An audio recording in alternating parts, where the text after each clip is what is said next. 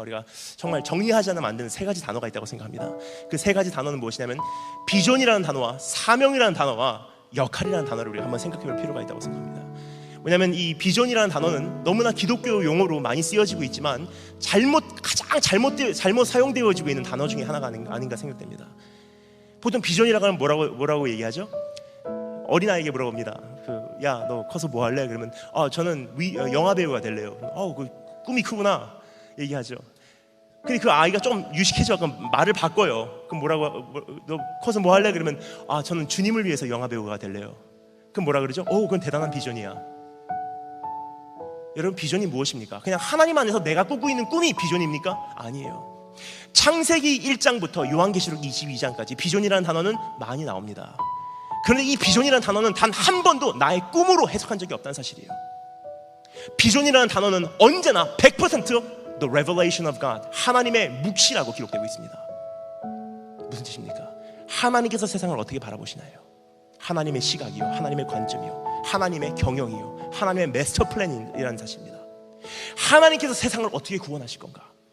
하나님께서 죄와 악을 어떻게 심판하실 건가? 하나님께서 주의 백성을 어떻게 살려내실 건가? 이것이 하나님의 비전입니다. 하나님의 비전은 무엇입니까? 언젠가 예수 그리스도 이 세상에 오셔서 죄와 죽음과 악을 예수 그리스도의 발 앞에 굴복시켜버리는 것이 하나님의 비전이십니다. 하나님의 비전은 무엇입니까?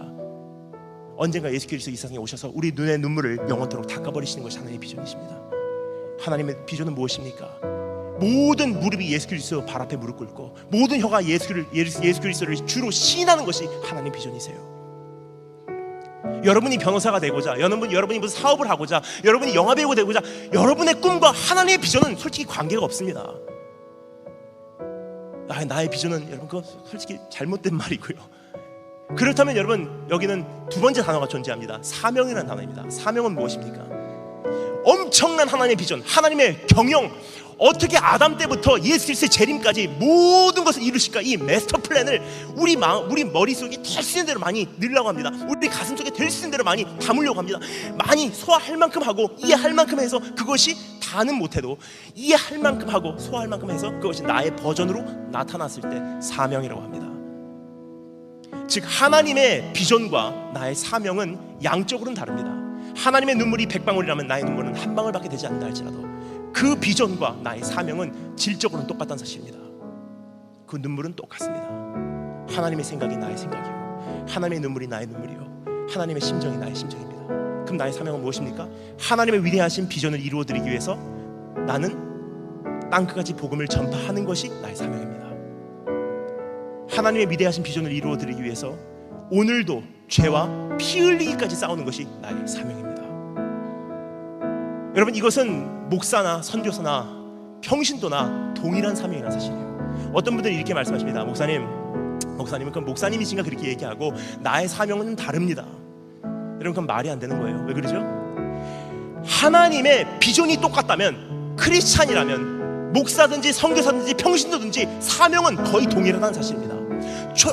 조그만한 이해 차이 때문에 조금씩 다를 수는 있습니다. 하지만 내용상 사명은 거의 똑같다는 사실이에요. 왜 그게 중요하냐? 오늘 이 말씀을 그것이 정리가 안 되고 읽으면 이렇게 여러분 이렇게 생각하실 수 있기 때문입니다. 오늘 이 말씀은 사도 바울이 젊은 목회자인 그 디모데에게 하는 말씀이고 나는 평신도니까 이거하고는 관계없습니다.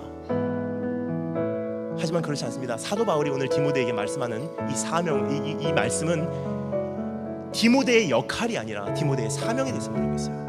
즉, 디모데에게 하는 이 사명이 우리에게 하는 말씀이요, 선교사에게 하는 말씀이요, 모든 목사에게 하는 말씀이요, 그리고 여기 계신 모든 청년들에게도 동일한 사명으로 다가갈 수 있다는 말씀을 주님께서 우리에게 주시고 계십니다.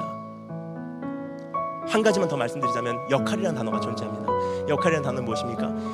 엄청난 비전을 내 안에 소화시킬 만큼 소화시켜서 그것이 사명으로 나왔을 때 그 사명을 감당하기 위해서 때와 장소에 맞게 나의 여러 가지 역할이 쥐어질 수 있다는 사실입니다. 때로는 선교사라는 역할로, 때로는 목사라는 역할로, 때로는 학생부라는 역할로.